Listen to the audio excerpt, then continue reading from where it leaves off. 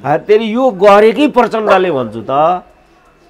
त्यसो भए यसमा धेरै डिबेट गर्नु बेकारको कुरा हो यो। यसको प्रारम्भ नै प्रचण्डबाट भएको छ।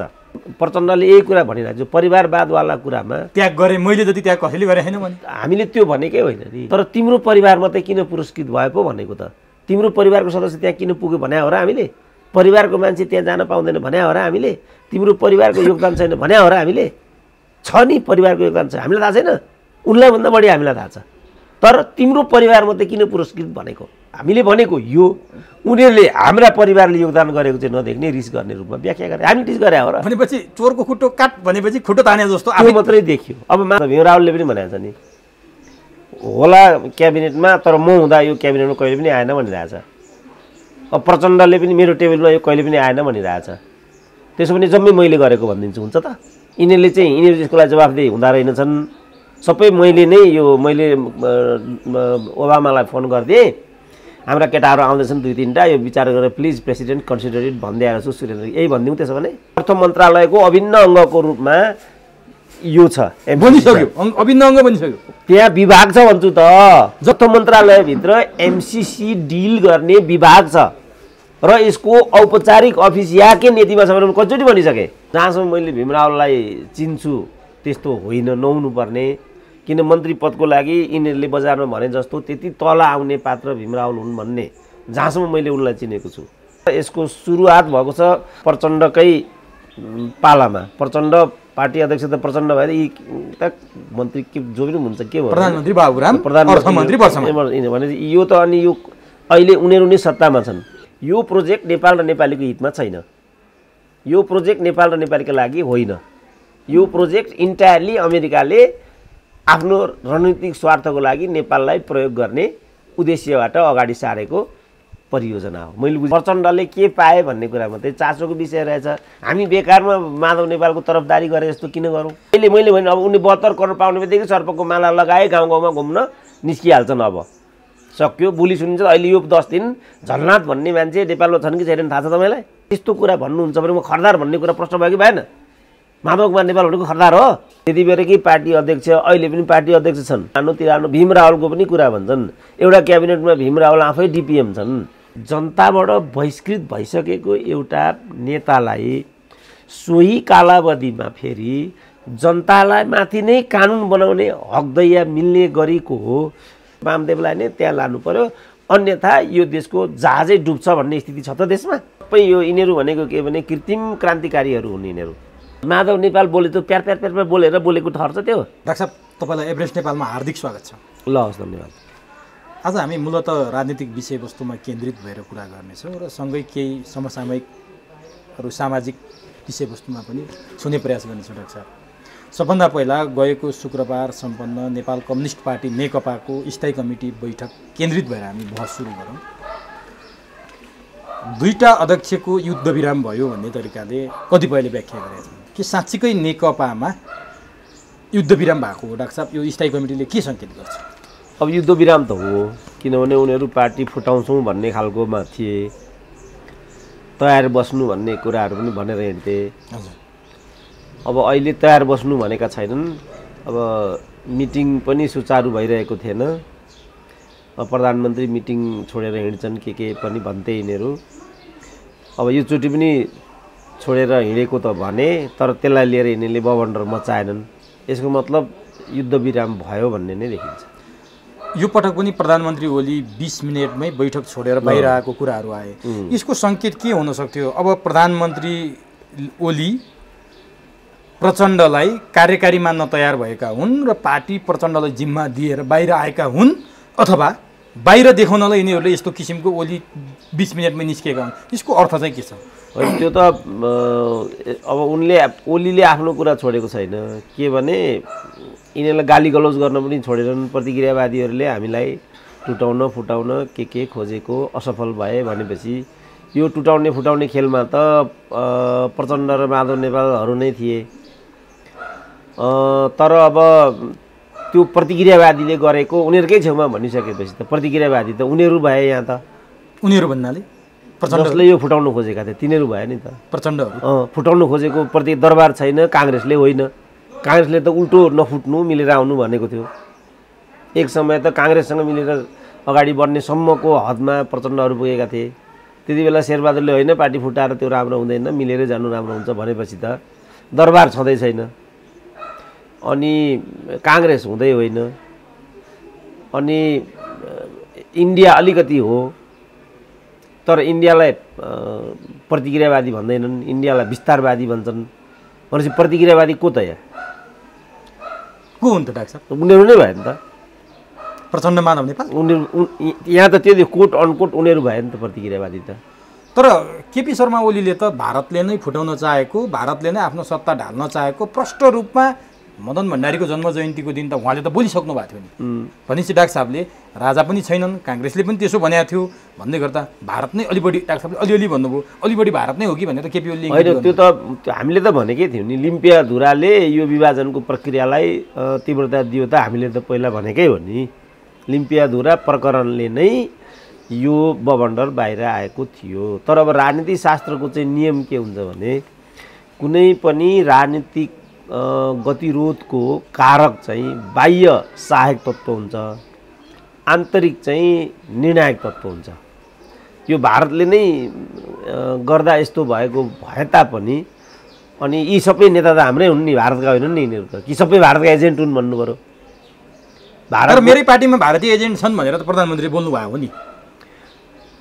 अब त्यो त बाबुरामलाई प्रचण्डले नामै लिएर भनेका हुन् नि त। तर हामीले देख्दा यो समय माओवादी जनयुद्ध नै भारतबाट क्रिएसन भएको छ। अब अस्ति त्यो कर्नेल बक्सी भन्नेले जेएनयूबाट हामीले गुरिल्ला पठाएर जो हिन्दू राजा र हिन्दू राज्यलाई चाहिँ बेदखल गऱ्यौँ, त्यसको फल हामीले त्यो भन्नै पर्दैन नि।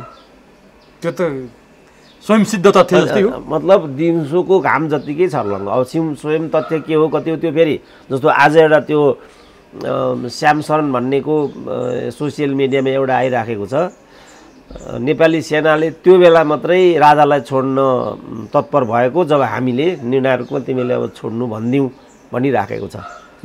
अब 62-63 पछि 62-63 को आन्दोलनमा आखिरी सेना त राजाको राजा त परमाधिपति नै थियो, परमाधिपति राजा हो। अब आफ्नो परमाधिपतिलाई बेदखल गरेको कुरा सेनाको लागि त सहज थिएन। तर श्यामशरणले चाहिँ के भन्ने भनेदेखि छोडिदियो, तिमीहरूको काम अब सिद्धियो, राजाबाट तिमीहरूले पछि हट्नु भनेपछि सेनाले दललाई साथ दियो, त्यसपछि नेपालमा लोकतन्त्र आयो भनिरहेछ। भनेपछि सेनामाथि पनि प्रश्न उठ्यो अब राजतन्त्रको हिसाबले। अब सेनातिर हामी नजाउँ, किनभने सेना भनेको जतिसुकै बेला बोल्ने भन्ने शक्ति होइन। तर इन्डियन फरेन सेक्रेटरीको त्यो म्याटर चाहिँ सोसियल मिडियामा आयो। अब यसको सत्यापन उसको नै काम हो, उसले के गर्छ हामी भन्न सक्दैनौँ। तर इन्डियाले छदमवेशमा गुह्य रूपमा त्यति गरे रहेछ 62-63 को आन्दोलनको बेला। हामीले के देख्यौँ भने 12 बुँदे सम्झौता इन्डियाले गरिदियो भन्नेसम्म हामी त्यति बेला जानकार भयौँ। तर बिस्तारै कर्नेल बक्सीका कुरा आए, बिस्तारै सेनाका विषयमा श्यामशरणका कुरा आए। अनि यसरी यी कुराहरू आउँदै गर्दाखेरि अझै अरू कुरा पो पनि केही कुरा छन् कि लुकेका भन्ने शङ्का गर्ने ठाउँ भएन डाक्टर? होइन, सबै ओपन छ नि त। यो सबै नेपालको जुन एउटा अन्तर्राष्ट्रिय व्यक्तित्व र हैसियतसहित अगाडि जाने र लाने जुन राजतन्त्रको अविच्छिन्न नेतृत्व हो, त्यो भारतलाई मन परेको थिएन। कहिलेदेखि हो डाक्टर साहब यस्तो भएको? यो त कुनै पनि राजाको कार्यशैली भारतलाई रुचिकर थिएन, महेन्द्रको मात्रै भन्ने कुरा सुनिन्थ्यो नि त यहाँ त। अब त्यस्तो भन्नलाई गाह्रो छ, किनभने त्रिभुवनका पालामा पिए नै पठाएको थियो इन्डियाले, किनभने 7 सालको क्रान्तिको पनि ग्रान्ड डिजाइनर इन्डिया नै थियो र उसैको कारणले त्रिभुवनलाई त राणाले हटाइसकेका थिए नि त। पुनर्स्थापित गरिदिएको इन्डियाकै दबाबले हो। हटाएको भने ज्ञानेन्द्रलाई राखेर हटाएकै थियो नि त। त्यो त राजगद्दी खाली नगर्नलाई मात्रै राख्या भन्ने पनि त कुरा सुनिन्छ। त्यो के हो, के थियो? होइन, जे भए पनि अब उनी यहाँबाट त्यहाँ गए, त्यहाँ गरिसकेपछि नयाँ राजा घोषणा गर्यो, सिद्धिहाल्यो नि। तर कतिपय डाक्टर साहब जस्तै विश्लेषकले के भन्नुहुन्छ भने यदि 2011 सालमा त्रिभुवन नबितेको भए अथवा त्रिभुवनको मृत्यु हुँदै नै नेपालको लागि भाग्य हो, यदि त्रिभुवन जीवित रहन्थ्यो भने नेपालको सार्वभौमसत्ता सबै त्यति बेला भारतले दिइसक्थ्यो, गुमिसक्थ्यो, उनी त्यति बेला मर्नु नै ठिक भएको भनेर व्याख्या गर्ने मान्छे पनि मैले भेटाएको छु। यो सत्य हो डाक्टर साहब? त्यो त अब मैले पहिलोचोटि सुने, मर्ने मसँग छ, भिडियो क्लिप नै छ होला, तर अब त्यो मैले पहिलोचोटि सुने, इतिहासमा मैले त्यस्तो कहिले पनि पढाएको छैन। मिहिनसँग पढ्यो भने त्रिभुवनको हकमा पनि त्यस्तो हदको आत्मसमर्पण भन्ने देखिँदैन। महेन्द्रभन्दा अलिकति खुकुला राजा त थिए, तर नेपाललाई नै सुम्पिनुपर्छ भन्ने हदका खुकुला भन्ने तथ्यले देखाउँदैन। अलिकति डाइभर्ट भयो डाक्टर साहब कुरा गर्दा गर्दै, म फेरि विषयमा केन्द्रित हुन्छु। जस्तो सत्तारूढ नेकपाभित्रको त्यो स्थायी कमिटी बैठकमा अहिले युद्धविराम भएको डाक्टर साहबले पनि मानिहाल्नुभयो, त्यो मिलनबिन्दु पदीय भागभण्डामा गएर मिल्यो भन्ने कुरा केहीले छनक दिन्छ, केही कुरा एमसिसीले पनि छनक दिइरहेछ। एमसिसी विवादित विषय थियो नेकपाभित्र, तर अहिले नेकपाको स्थायी कमिटी बैठकले नै संस्थागत निर्णय गर्यो कि त्यसलाई संशोधनसहित पारित गर्ने भनेर निर्णय गरिसकेपछि एउटा पदीय लडाइँ, अर्को एमसिसीको लडाइँ र अर्को तपाईँले नक्साको त अघि भनिसक्नुभयो, यो एमसिसीलाई पनि जोड्न सकिन्छ यहाँ? एमसिसीलाई चाहिँ हामीले विषय बनाएको र त्यहाँ पद नपाउने तत्त्वले उछालेको कुरा मात्रै हो। एमसिसी भनेको एकदम नेपाल सरकारको अभिन्न अङ्ग बनिसकेको लामो प्रोजेक्ट हो। भनेपछि योभन्दा अगाडिको सरकारले नै अविच्छिन्न रूपमा गर्दै आएको काम अर्को सरकारलाई गर्नुपर्ने बाध्यता हुन्छ कि हुँदैन? बाध्यता भन्दा पनि सरकार त अन्तर्राष्ट्रिय रूपमै उसको विश्वसनीयताको प्रश्न हुन्छ नि त।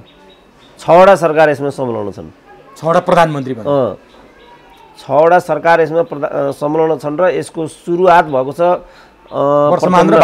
प्रचण्डकै पालामा। प्रचण्ड पार्टी अध्यक्ष त प्रचण्ड भएर यी त मन्त्री के जो पनि हुन्छ, के भयो प्रधानमन्त्री बाबुराम, अर्थमन्त्री भने यो त। अनि यो अहिले उनीहरू नै सत्तामा छन्, अनि यो एमसिसीको बारेमा जे बवन्डर म बजारमा सुन्छु यसको आधिकारिकतै मलाई अचम्म लाग्छ। के किन डाक्टर साहब? उनीहरूले आफै गरेको छ, उनीहरू आफै यो, अनि यो के कुरा हो? यो धामी पनि झाँक्री पनि भने हो, त्यो कसरी हुन्छ त? त्यो मैले भनिहालेँ नि, यो चाहिँ माओवादीका पालामा बाबुरामका प्रधानमन्त्री हुँदा यो अगाडि बढेको छ। त्यति बेरकै अर्थमन्त्री अहिले जलस्रोत मन्त्री छन्, त्यति बेरकै पार्टी अध्यक्ष अहिले पनि पार्टी अध्यक्ष छन्। अनि यिनीहरू नै भन्छन्, यिनीहरू नै चाहिँ एमसिसीका विरोधी हुन्, फलानु तिरानु। भीम रावलको पनि कुरा भन्छन्, एउटा क्याबिनेटमा भीम रावल आफै डिपिएम छन्। अनि यो के भनेको म बुझ्दिनँ के।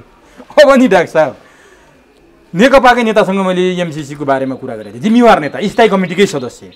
उहाँले के भन्नुभयो भने 6जना प्रधानमन्त्रीको पालामा नै यो 6वटा प्रधानमन्त्री फेरि एमसिसीको बेलामा, भनेपछि प्रधानमन्त्रीहरू सबै कुरामा जानकार हुनुपर्छ भन्ने जरुरी पनि छैन। प्रधानमन्त्रीले थाहा नपाउनु पनि त सक्छ भन्ने तर्क गर्नु, यसले के भन्नुहुन्छ? के एमसिसीको बारेमा के भइरहेछ भन्ने कुरा प्रधानमन्त्री जानकार हुनैपर्छ भन्ने छैन भन्नुभयो कि उहाँले। कसलाई जानकारी हुन्छ अरे सबै कुरा? विभागीय मन्त्री अथवा कर्मचारीको तहमा जानकारी हुनुपर्ने कुरा सबै कुरा प्रधानमन्त्रीले जानिराख्नुपर्छ भन्ने छैन भन्नुभयो। मैले यो किन भने जगन्नाथ खनाल त कार्यदलको सदस्य हुनुभयो, एमसिसीको बारेमा नेकपाले गएको माघ 15 देखि 19 सम्मको केन्द्रीय कमिटी बैठकमा गरेको थियो। झलनाथ आफै प्रधानमन्त्री हुँदा पनि यो इन्डोर्स भएको छ, अनि आफै कार्यदलमा बस्नु भएको छ भने कस्तो कन्ट्राडिक्सन कुरा भनेर मैले सोधेको थिएँ। म डाक्टर साहबलाई पनि यही सोधेँ। बुझेँ, यो म पहिल्यैदेखि भनिरहेको छु नि, यो सिस्टम चाहिँ 3-4 कुरामा चल्छ के, एकाउन्टेबिलिटी, मेरिटोक्रेसी र ट्रान्सपरेन्सी। अब यहाँ चाहिँ एकाउन्टेबिलिटी र ट्रान्सपरेन्सीको कुरा आयो। यसको के हो त? ट्रान्सपरेन्सी के हो? जस्तो तपाईँले भने जस्तो भीम रावलले पनि भनेको छ नि, होला क्याबिनेटमा, तर म हुँदा यो क्याबिनेटमा कहिले पनि आएन भनिरहेछ। अब प्रचण्डले पनि मेरो टेबलमा यो कहिले पनि आएन भनिरहेछ। त्यसो भने जम्मै मैले गरेको भनिदिन्छु, हुन्छ त? यिनीहरू त्यसको लागि जवाफदेही हुँदा रहेनछन्। सबै मैले नै मैले ओबामालाई फोन गरिदिएँ, हाम्रा केटाहरू आउँदैछन् 2-3टा, यो विचार गरेर प्लिज प्रेसिडेन्ट कन्सिडर इट भन्दै आएको छु सुरेन्द्र, यही भनिदिउँ। त्यसो भने यस्तो बेहुदा कुरा भन्दै हिँड्नु पाइन्छ? अझै रोचक कुरा नि डाक्टर, जस्तो 2017मा एमसिसीमा हस्ताक्षर गर्ने काङ्ग्रेसका तर्फबाटका अर्थमन्त्री ज्ञानेन्द्र बहादुर कार्कीलाई पटक पटक ल्याइन्छ, तर त्यो सरकारमा तत्कालीन माओवादी केन्द्र पनि त कोलिएसन पार्टनर त थियो डाक्टर साहब। त्यति बेला के हेऱ्यो भन्ने कुरा पनि भयो। ल काङ्ग्रेसले त एक मध्ये पास गर्नुपर्छ भनिरहेछ, त्यही सरकारमा कोलिएसन पार्टनरको रूपमा नेकपा थियो, त्यसको अध्यक्ष प्रचण्ड पनि थिए, तिनलाई पनि थाहा थियो। यो त्यति बेला किन बोलिएन, किन विरोध गरेन, अहिले किन गरिरहेछ भन्ने कुरा त्यही त मैले नबुझेको। यो किन यिनीहरूले यो चाहिँ बवन्डर गरिराखेका मैले म आफै म अर्थ मन्त्रालयमा गएँ नि त। हजुर अर्थ मन्त्रालय जाँदाखेरि मिलेनियम कर्पोरेसन बारेको त्यहाँ एउटा डकुमेन्टै किताबै दिए मलाई।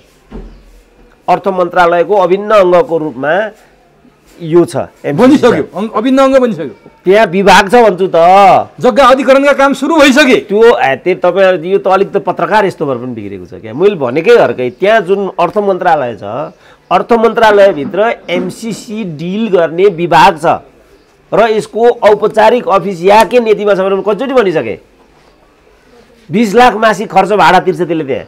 अनि बाहिर किन नाटक? केही त मैले भन्छु, यो तपाईँ खोज पत्रकार गर्नुहोस् भनेको कुरै यही हो। अझै रोचक कुरा के देखियो भने जस्तो नेकपाभित्र यही विषयलाई ल्याएर माछापाती निकै चल्यो। भीम रावल सबैभन्दा बढी एमसिसीको विरुद्धमा देखिए। अहिले यो कार्यदलले संशोधनसहित पास गर्ने भन्यो। अब त्यो बिचमा यो प्रतिवेदन बुझायो, त्यसको बारेमा कुनै छलफलै भएन। अहिले फेरि नेकपाभित्रको झगडा भइसकेपछिको स्थायी कमिटी बैठक जुन सेफ ल्यान्डिङ गरियो, त्यहाँ आएर फेरि संशोधनसहित पारित गर्ने भनियो।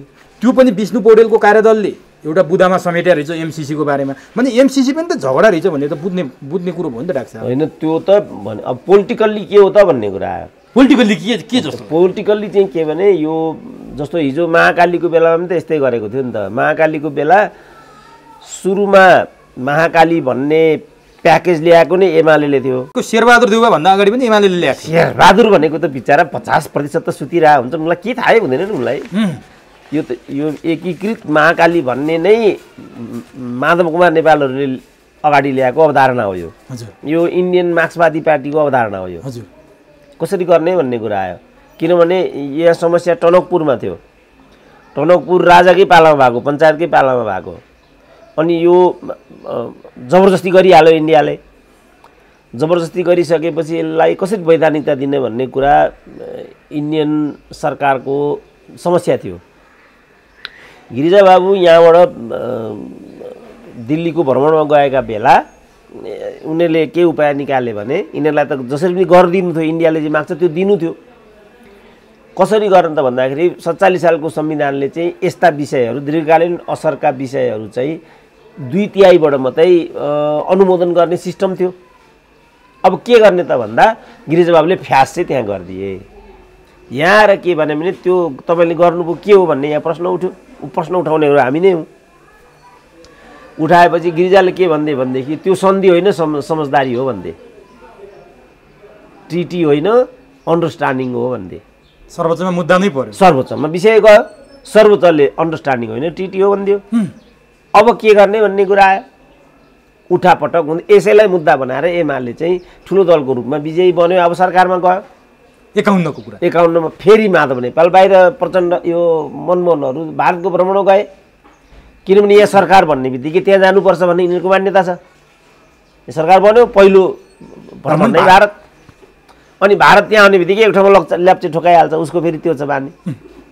तिमीहरूले अब यो टनकपुरलाई तिमीहरूले सल्टाउनु पर्छ भन्थ्यो। अब बुद्धि छैन के गर्ने भनेपछि त्यहीँबाट चाहिँ त्यो भारतीय मार्क्सवादी पार्टीले चाहिँ एकीकृत महाकाली भनेर चाहिँ गरिदियो।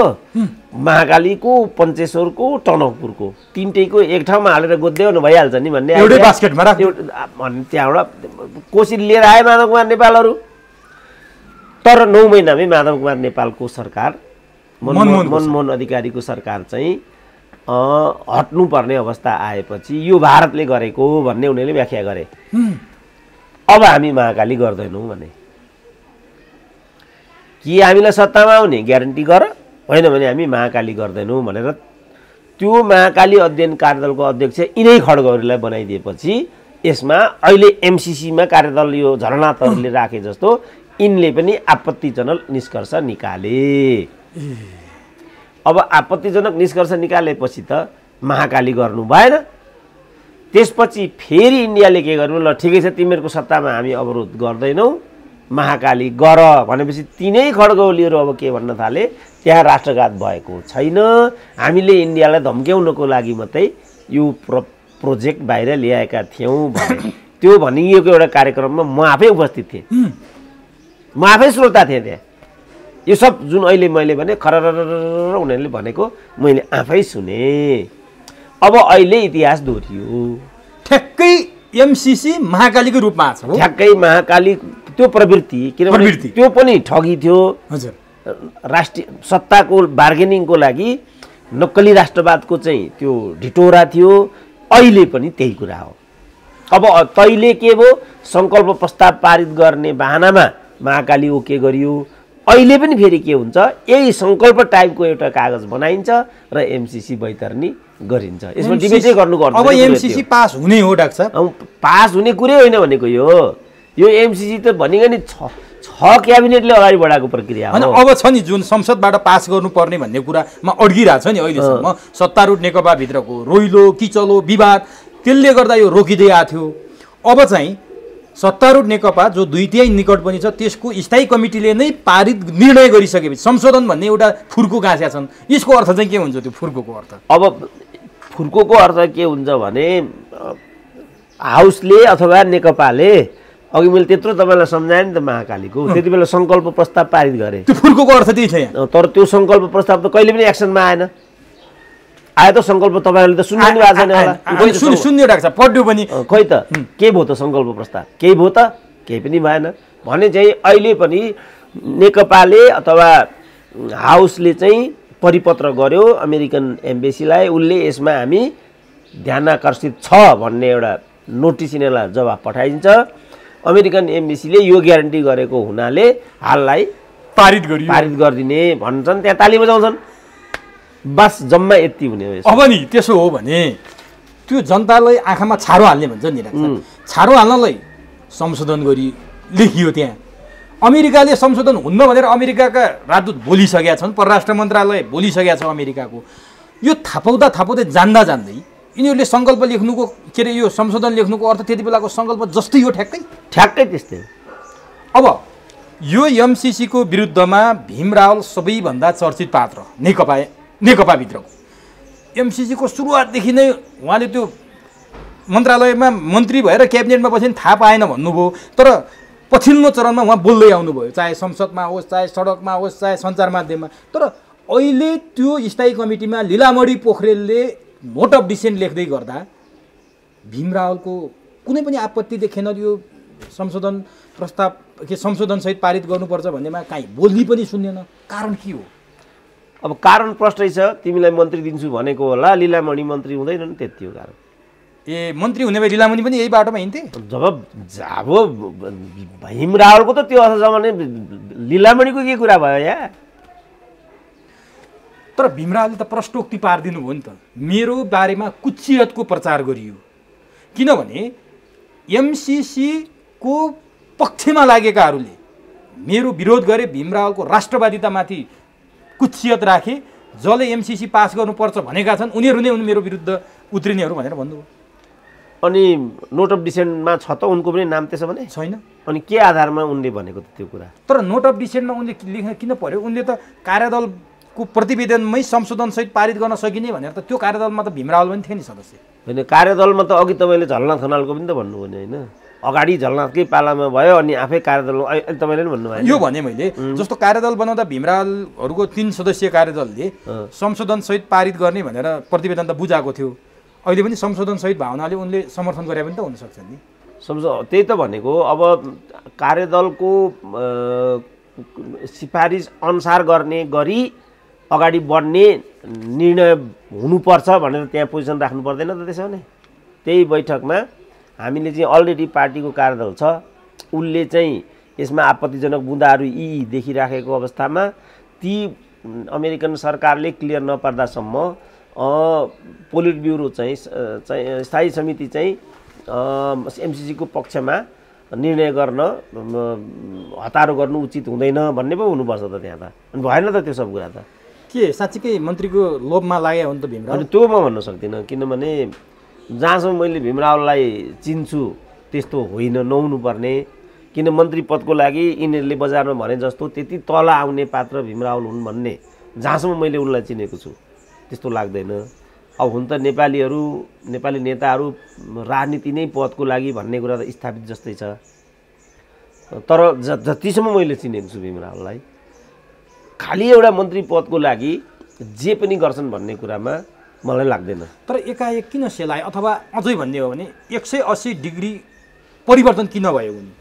त्यो त अब हेर्नु सानोतिनो मान्छेको बारेमा धेरै समय खर्च गर्नु राम्रो हुँदैन। अब तै पनि उनी धेरै बोले हुनाले एमसिसीको बारेमा म डाक्टर साहबलाई यति, किनभने तपाईँ एकदम नजिकबाट चिन्नुहुन्छ, सहकर्मी जस्तो पनि हो, त्यही भावनाले मात्र यति जान्न खोजिरहेको छ। अनि त्यही मैले भने नि पदको लागि यति तल आउने मान्छे हुन् भन्ने जतिसम्म मैले भीमरावलाई चिनेको छु म त्यस्तो ठान्दिनँ।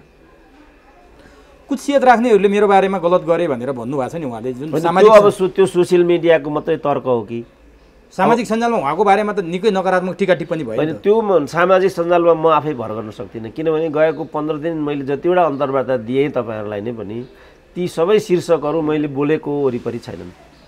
हाम्रो त छ है डाक्टर, मलाई छ जस्तो लागेको छैन, हेर्नुपर्छ। तर अब नि जस्तो लीलामणि पोखरेल एक्लै किन नोट अफ डिसेन्टको पक्षमा उभिएन? उनलाई कसैले साथ दिएको छैन। हिजो चर्का कुरा गर्ने भीम रावल, देव गुरुङ, पम्फा भुषाल कोही पनि उनको साथमा देखिएनन्। उनी एक्लैले नोट अफ डिसेन्ट लेखे। होइन, लीलामणि त पावरभन्दा बाहिर रहेको 20औं वर्ष भइसक्यो नि त। यी सबैभन्दा रेडिकल नेता हुन् लीलामणि र यी सबैभन्दा क्यापेबल हुन्। अब उनलाई 20औं वर्ष लखेटेपछि उनले क्रान्तिकारी नभइकन त अब के बाँकी रह्यो त? क्रान्ति एक मात्र त बाँकी रह्यो नि। त्यो क्रान्तिकारिताको भन्नुपऱ्यो एउटा रङ मात्रै उनीबाट आएको हो, कुनै तात्विक कुरा होइन। त्यसले के माने राख्छ, के अर्थ राख्छ? माने कसरी राख्नु? के एकजना मान्छे खतरा मान्छेहरू थिए त्यहाँ, अब अमिक शेरचन भन्थे के सबै यो यिनीहरू भनेको के भने कृत्रिम क्रान्तिकारीहरू हुन् यिनीहरू। अब नि अमेरिकाले मैले अघि पनि भने प्रश्न पारेको छ संशोधन हुँदैन भनेर, यिनीहरूले पास गरिदिन्छन्, त्यसो भए संशोधनै नगरेर पास गरिदिन्छन्, जस्ताको तस्तै गरिदिन्छन्। तेरिका तपाईँ कतिचोटि भनिसकेँ, 6वटा सरकारले 12 वर्ष अगाडि बढाएको प्रोजेक्ट अहिले आएर यो सही गरिसकेको छ। सरकारको विश्वसनीयताको कुरा हुँदैन, मन्त्रीले त्यहाँ गएर सही गरिसकेको छ भनेको होइन। सदनबाट अनुमोदन हुन्छ कि हुँदैन भन्ने कुरो सदन त्यही त भनिहालेन। अब यिनीहरूले सदनबाट अनुमोदन नगराउने तर्फ त यिनीहरूले कल्पनै गर्दैनन्, किनभने यो शेरबहादुरले नै गरेको हुनाले, शेरबहादुरले नै यो गरेको हुनाले प्रमुख प्रतिपक्ष उही छ। अब सत्तामा यिनीहरू छन्, यिनीहरू नै यो एमसिसीका अभिन्न अङ्गहरू हुन्, अनि यसलाई नपारित गर्ने चाहिँ को हो ल भन्नु त? अब आएर यो डिबेटै नेपाली समाजमा किन आइरहेको छ मैले बुझाएको छैन। तर प्रचण्डले त केही समय अगाडि एमसिसीको विपक्षमा बोल्दै थिए, प्रचण्डको समूह एमसिसीको विपक्षमा बोल्दै थिए। अब प्रचण्डले पनि कहाँ थापिसक्यो होइन एमसिसी? तेरि यो गरेकै प्रचण्डले भन्छु त। त्यसो भए यसमा धेरै डिबेट गर्नु बेकारको कुरा हो। यो यसको प्रारम्भ नै प्रचण्डबाट भएको छ भने यसलाई अब इन्डिङ पनि प्रचण्डले गराउने भयो। अब प्रचण्डले इन्डिङ गराउने नगराउने भन्ने प्रश्नै होइन।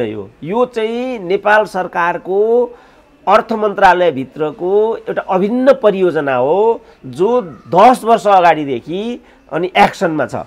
तर एउटा पक्ष छ है डाक्टर साहब, बाहिरबाट एउटा पक्षले के भन्छ भने एमसिसी पास गरेको दिन तिमीहरूले आफ्नो चिहान आफै खन्नेछौ भन्ने शक्ति पनि छ।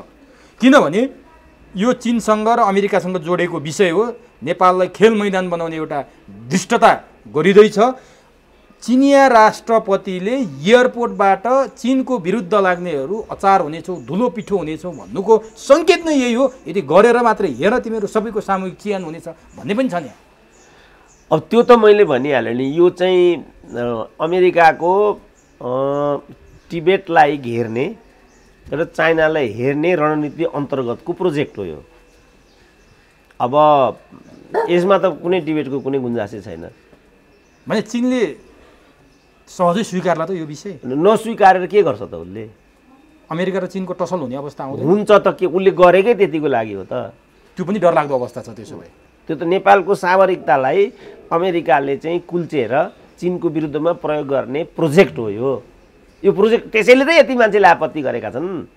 भनेपछि त्यो डरलाग्दो सिनारियो, त्यो डरलाग्दो चित्र, भयानक चित्र देखिने सम्भावना अब देखियो। त्यो हुनसक्छ, यहाँ लडाइँ हुनसक्छ अमेरिका चीनको। अब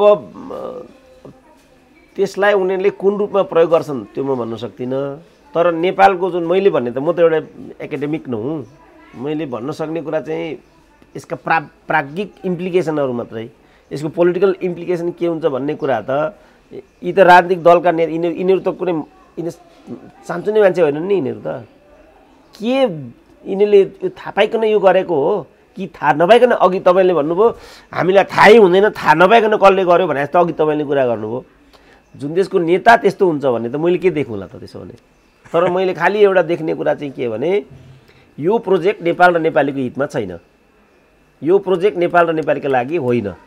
यो प्रोजेक्ट इन्टायरली अमेरिकाले आफ्नो रणनीतिक स्वार्थको लागि नेपाललाई प्रयोग गर्ने उद्देश्यबाट अगाडि सारेको परियोजना हो। मैले बुझेको यति। ल ठिक छ, यो प्रोजेक्ट यहीँ छोडौँ। अब अलिकति सत्तारूढ दलको त्यो स्थायी कमिटीमै फर्क्यौँ। अब ओली र प्रचण्ड भागभण्डामा मिलिसकेपछि, भागभण्डा जस्तै देखियो, मिलिसकेपछि अब माधव नेपाल एक्लिएका हुन्, पाखा पारिएका हुन् डाक्टर? हामीलाई चाहिँ त्यस्तो लाग्छ। तर उनले म पाखा परेँ, मलाई यसो गरेँ उसो गरेँ भनेको पाइँदैन। अब उनी त के भन्छन् भने कार्यकारी अधिकार चाहिँ प्रचण्ड अक्षरशः पालन हुन्छ कि हुँदैन म त्यो हेर्छु, भएन भने त्यो एजेन्डा लिएर अधिराज्यभरि भ्रमणमा निस्किन्छु भनेपछि अब उनलाई त हाइसन्चो भइराखेको रहेछ। हामीले देख्दाखेरि ओली यिनीहरूलाई प्रयोग गरेर झलनाथले 72 करोडको पुरस्कार पाए, अनि उनी चुप भए। अनि प्रचण्डलाई कार्यकारी दिइयो, माधव नेपाललाई अप्पर हाउसको के अरे वामदेवलाई अप्पर हाउसको पेशकी पनि प्राप्त भयो। माधव नेपाललाई के प्राप्त भयो? हामीले त केही पनि पाएनन्। उनले त हामी यो कोणबाट कुरा उठाइराखेका थियौँ। तर उनी के भन्दा रहेछन्, ठिक छ कार्यकारी दिन्छु भनेर ग्यारेन्टी गरेको छ, अब व्यवहारमा यो के हुन्छ, यदि यो व्यवहारमा गएर भने म यसलाई लिएर राष्ट्रिय दौडमा निस्किन्छु भनेपछि अब हामीले यसमा डिबेट गर्नुको के अर्थ भयो? तर नि जस्तो कार्यदल विष्णु पौडेलको नेतृत्वको कार्यदलमा पनि उनले 15वटा फरक बुँदा राखे, त्यो पनि सेलायो। अहिले स्थायी कमिटी बैठकमा प्रचण्ड र केपी ओलीले 15वटा बुँदा राखे, माधव नेपालले अर्को छुट्टै 17वटा बुँदा राखे। असन्तुष्टि त प्रकट गरिरहेछन् नि। होइन, असन्तुष्टि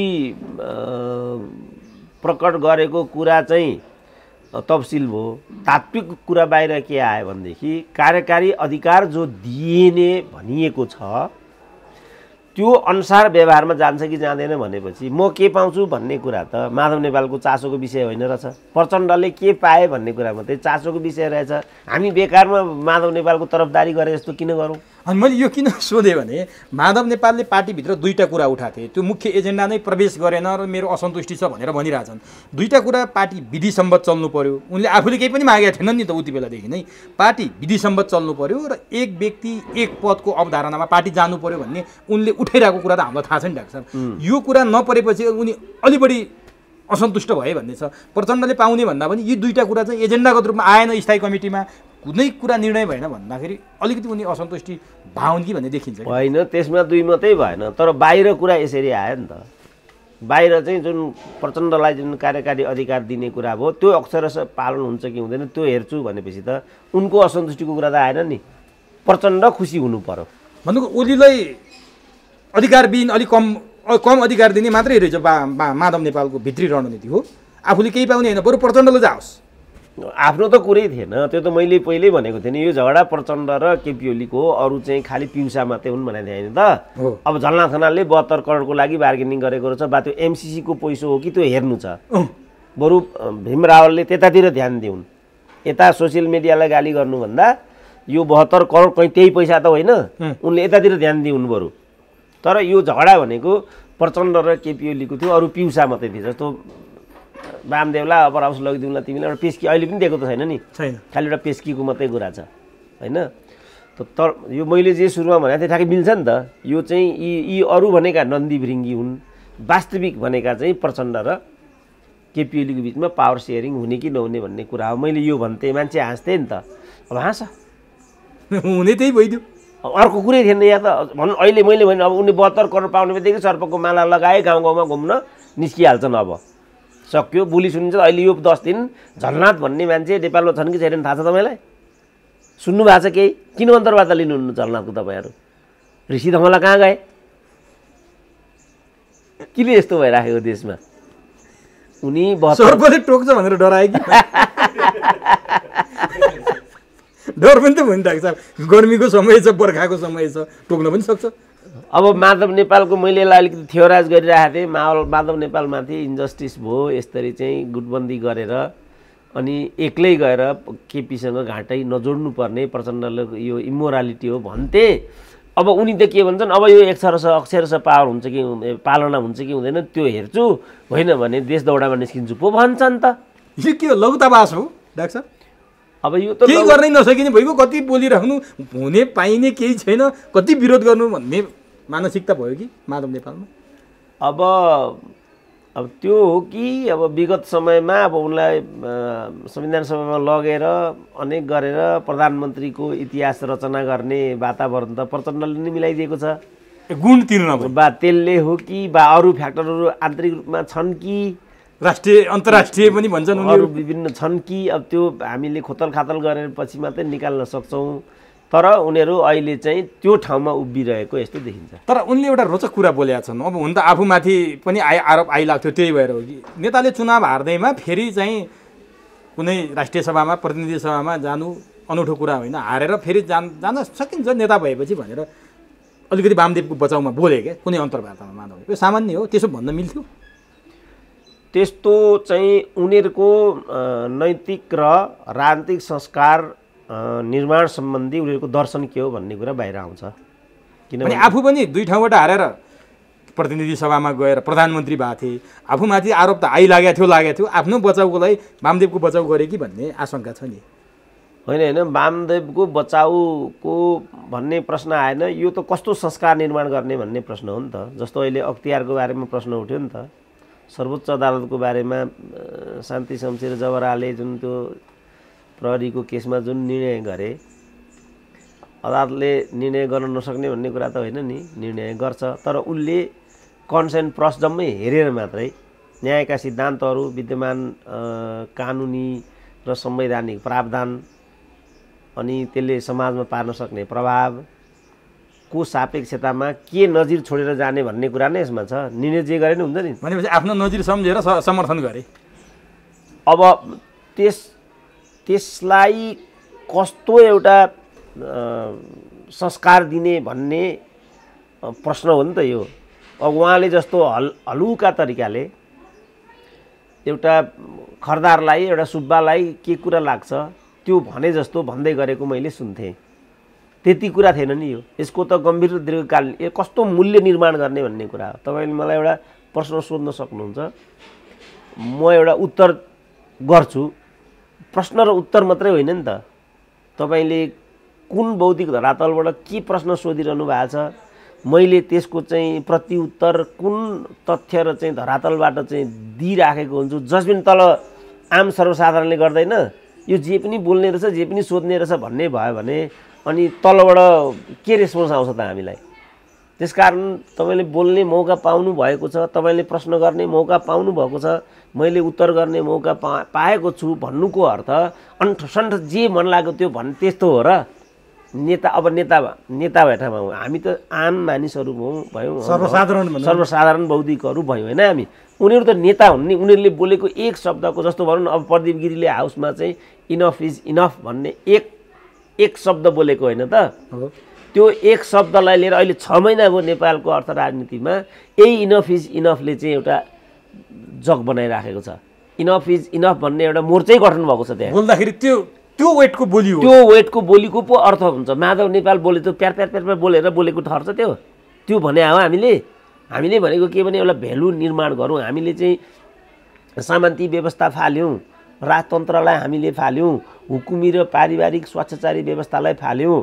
अब हामी लोकतन्त्रमा आयौँ। अब लोकतन्त्रमा हामीले लोकतान्त्रिक आचरण, लोकतान्त्रिक संस्कार, लोकतान्त्रिक मूल्य मान्यता र पद्धति निर्माण गर्नुपर्छ। त्यो लोकतान्त्रिक संस्कार, संस्कृति, मूल्य मान्यता निर्माण गर्नमा हामी चुक्यौँ। हारेको मान्छेलाई जनताले 5 वर्षको लागि नो भनेको, तर हामीले त्यसलाई पनि उपेक्षा गरेपछि जनता सार्वभौमसत्ता सम्पन्न भन्ने अहिलेको संविधानले नै भनेको छ। त्यो लेख्ने नै माधव कुमार नेपाल हो। तर व्यवहारमा उहाँ त्यस्तो कुरा भन्नुहुन्छ भने म खरदार भन्ने कुरा प्रश्न भयो कि भएन? माधव कुमार नेपाल भनेको खरदार हो? यत्रो संवैधानिक समितिको मैले त्यो बेला निर्मल लामासँग पनि सोधेको थिएँ कुरा। मैले 47 सालको कुरा, 47 सालको समितिमा पनि हुनुहुन्थ्यो नि त्यो उहाँ। म त्यति बेला निर्मल लामासँग पनि अन्तर्वार्ता गरेको थिएँ र मैले चाहिँ विश्वनाथ उपाध्यायसँग पनि अन्तर्वार्ता गरेको थिएँ। त्यहाँभित्र निर्मल लामाको एउटा भूमिका हुन्थ्यो, अर्काको अर्को भूमिका हुन्थ्यो यो सब कुराहरू के हो कसो हो विश्वनाथजी भनेर त्यहाँ सोद्धाखेरि विश्वनाथजीले के भन्नुहुन्थ्यो भने यो संवैधानिक समितिमा कुनै मान्छेको साँच्चै संविधान निर्माताको भूमिका थियो भने त्यो माधव नेपालकै थियो भन्नुभएको थियो उहाँले। त्यस्तो मान्छे किनभने माधव नेपाल त एउटा भूमिगत एउटा कम्प्लिट राजनीतिक एउटा श्रृङ्खलाबाट आएको व्यक्ति हो नि त। र त्यो भूमिगत राजनीतिको स्पिरिट पार्टीको के चाहिँ स्पिरिट हो र त्यसको क्रान्ति र जनताप्रतिको एकाउन्टेबिलिटी के हो भन्ने बोध कसैलाई सबैभन्दा बढी त्यहाँ थियो भनेदेखि त्यो माधव नेपाललाई थियो। र त्यो कसैले जजमेन्ट गर्न सक्थ्यो भने त्यो विश्वनाथले अरू गरै सक्दैन थियो नि। निर्मल लामाले जजमेन्ट गर्न त क्षमता चाहियो नि त। जजमेन्ट गर्ने क्षमता पनि चाहिन्छ नि त। अब त्यो क्षमता भएको मान्छे चाहिँ त्यहाँभित्र विश्वनाथजी मात्रै हुनुहुन्थ्यो। पछिबाट विश्वनाथलाई पनि लखेटे नि त गरेका थिएँ उहाँलाई। अनेक अन्तरङ्ग कुराहरू उहाँले मसँग भन्नुभएको थियो। कसरी के थियो यो टनकपुर प्रकरण के हो, त्यसपछि कसरी उहाँ चाइनाको भ्रमणमा जानुभयो, कसरी उहाँलाई चाहिँ पैसा र अमेरिकाको राजदूत अफर गरियो, कसरी मैले त्यो नमानेपछि मलाई लखेटियो, सबै कुरा मलाई भन्नुभएको छ उहाँले। त व्यक्तिगत कुरा त यति चाहिँ गम्भीर र दीर्घकालीन असरका हुन्छन् भने माधव कुमार नेपालले जनताबाट बहिष्कृत भइसकेको एउटा नेतालाई सोही कालावधिमा फेरि जनतालाई माथि नै कानुन बनाउने हकदैया मिल्ने गरेको सांसद बनाउने कुरालाई ख्यालठट्टाको रूपमा व्याख्या गर्न पाउनुहुन्छ उहाँले? त्यो अधिकार उहाँलाई छ? त्यो संवैधानिक र नैतिक अधिकार उहाँलाई छ? उहाँले त भन्न सक्नुपर्छ विगत समयमा हामीबाट पनि यस्तो कुराहरू भयो, अहिले त्यो गल्ती दोहोऱ्याउनु उपयुक्त हुँदैन किनभने हामी इतिहास रचनाको क्षणमा छौँ पो भन्नुपर्छ र खरदार बोले जस्तो प्यार बोल्दै हिँड्ने हो। त्यो माधव नेपालको त्यो भन्नेतिर नजाउँ, त्यो एकदमै गल्ती छ। किन गएको हप्ता अहिले यो पत्रकारहरूलाई पनि फेरि एउटा रोग चलिरहेको छ। यिनै नेताहरूलाई ल्याएर बकाउने र भाले पल्टिने, खालि नेताहरूलाई मात्रै ल्याएर अन्तर्वार्ता गराउने, प्रायोजित अन्तर्वार्ता बजाउने चाहिँ दौर अहिले चलिराखेको छ। यो अर्को पक्षले चाहिँ प्रचण्डलाई लगेर त्यहाँ प्रचण्डले यही कुरा भनिरहेको छ परिवारवादवाला कुरामा त्याग गरेँ मैले जति त्याग कसैले गरे छैन भने हामीले त्यो भनेकै होइन नि। परिवारका धेरै सदस्यहरूको यो परिवर्तनमा योगदान छ, दुःख सुख छ, सम्पूर्ण कुराहरू छ। तर तिम्रो परिवार मात्रै किन पुरस्कृत भयो पो भनेको त? तिम्रो परिवारको सदस्य त्यहाँ किन पुग्यो भने हो र हामीले? परिवारको मान्छे त्यहाँ जान पाउँदैन भने हो र हामीले? तिम्रो परिवारको योगदान छैन भने हो र हामीले? छ नि परिवारको योगदान छ, हामीलाई थाहा छैन? उनलाई भन्दा बढी हामीलाई थाहा छ। तर तिम्रो परिवार मात्रै किन पुरस्कृत भनेको कुरोको अर्थ यता थियो। अनि यता थियो हामीले भनेको यो उनीहरूले हाम्रा परिवारले योगदान गरेको चाहिँ नदेख्ने रिस गर्ने रूपमा व्याख्या गरे। हामी रिस गरे हो र भनेपछि चोरको खुट्टो काट भनेपछि खुट्टो ताने जस्तो आफै मात्रै देखियो। अब माधव नेपालको कुरा पनि थियो जस्तो भन्नु उहाँले नै के भन्नुभएको छ भने जनता चाहिँ सार्वभौम सत्ता सम्पन्न हुन् भनेपछि सार्वभौम सत्ता सम्पन्न भनेको अनतिक्रमण्य जसको अधिकारलाई कसैले पनि हस्तक्षेप गर्न पाउँदैन सक्दैन, त्यो चाहिँ सार्वभौम सत्ता सम्पन्नताको द्योतक हो। भनेपछि ती सार्वभौम सत्ता सम्पन्न जनताले बर्दिया र गोर्खाबाट यो अवधिको लागि यो वामदेव र नारायण काजी श्रेष्ठलाई छुट्टी दिएको हो। 5 वर्ष तिमीहरू बाहिर, 5 वर्षको लागि तिमीहरू बाहिर बस। अब उनीहरूले गर्नुपर्ने के हो? नारायण काजीले पनि गोर्खामा गएर जनतासँग एकाकार भएर सहकार्य गरेर मन जितेर फेरि 5 वर्षपछिको आवधिक निर्वाचन अनुमोदन लिएर आउनुपर्ने बाटो उनको बाटो त्यो मात्रै छ, यिनको बाटो पनि त्यो मात्रै छ, बाँकी सबै चोर बाटो। चोर बाटोलाई प्रयोग गरेर संवैधानिक छिद्रलाई दुरुपयोग गरेर अन्टसन्ठ गरेर तपाईँले जनताको यो सार्वभौम सत्ता सम्पन्न अधिकारलाई कुण्ठित गराउन पाउनुहुन्छ कि पाउनुहुन्न? हामीले भनेको यो हो नि त। तर भूमिका आवश्यक परेको नेतालाई पठाउन सकिन्छ भन्ने उहाँले एउटा ल्याङ्ग्रे तर्क गर्नुभयो क्या। जुन नेताको भूमिका आवश्यकता पर्छ त्यस्तो नेतालाई यसरी पठाउन पनि सकिन्छ। त्यसो हारेका नेतालाई बुझे। त्यसो भने के मुलुक युद्धमा छ त? मुलुक सङ्कटकालमा छ? मुलुक केमा छ त अहिले? ल हुन्छ, ल माधव नेपाललाई नै त्यहाँ लानु पर्यो, वामदेवलाई नै त्यहाँ लानु पर्यो, अन्यथा यो देशको जहाजै डुब्छ भन्ने स्थिति छ त देशमा? वामदेवको भूमिका चाहिँ आवश्यकता पर्यो भन्ने उहाँको तर्क। अनि त्यो त बुझेँ केमा आवश्यक पर्यो त? त्यो जनता सोध्दैछन् तर उहाँहरूसँग उत्तर छैन। त्यस्तो लङ्गडो तर्क गरेर पनि हुन्छ त? मैले भने नि जस्तो चर्चिललाई ल्याउनु पर्ने भयो विश्वयुद्धको बेला युकेमा, विशेष अवस्था पर्यो, ल्याए, सिद्ध पनि गर्नुभयो उहाँले। इलेक्टेड प्रधानमन्त्री हुनुहुन्थ्यो त्यहाँ, इलेक्टेड प्रधानमन्त्री युकेमा, र उहाँले चाहिँ उपयुक्त चाहिँ पहल कदमी लिन सक्नु भएन भन्ने आवाज उठ्यो, चर्चिललाई ल्याइयो, चर्चिलले त्यो कुरा गरेर देखाउनु भयो। त्यस्तो जरुरी पनि छैन। त्यस्तो अवस्था जस्तो भनौँ न यहाँ नेपालमा जस्तो माओवादीकै द्वन्द्व भइराखेका बेला माओवादीसँग वार्ता गर्नुपर्ने सूत्रको रूपमा फलानु चाहिने अथवा विशेष अवधि यस्तो अथवा युद्ध भयो मुलुकको जस्तो नाकाबन्दीकै बेला जस्तो अस्ति भयो नि त। अस्ति के भने खड्गओलीले नै यो लिम्पियाधुरा प्रकरणमा माधव कुमार नेपाललाई इन्डियामा चाहिँ वार्ता गर्न पठाउने भन्ने पेशकस गर्नुभयो नि, तर पठाउनु भएन। अनि इन्डियाले मानेन नि त। वार्तै गर्ने पटिसन म अहिले व्यस्त छु के छु, अहिले कोरोना छ भनिदियो नि त। हो त्यस्तो केही अवस्थामा चाहिँ विशेष अवस्था सङ्कटकालको अवस्था मुलुक चाहिँ अप्ठ्यारोमा परेको कोरोना महामारीसँग लड्नलाई सहयोग चाहियो हो कि वामदेवको? त्यही त भन्छु, यो यी सब कुरासँग सम्बन्धित छैन, यो मिल्दैन। यो उहाँहरूले चाहिँ आफ्नो जुन कुकर्मको औचित्य सिद्ध गर्नको लागि दिएका यी चाहिँ लङ्गडे तर्कहरू हुन्। हस् राख्छ, समय दिनुभयो यसको लागि तपाईँलाई हार्दिक धन्यवाद।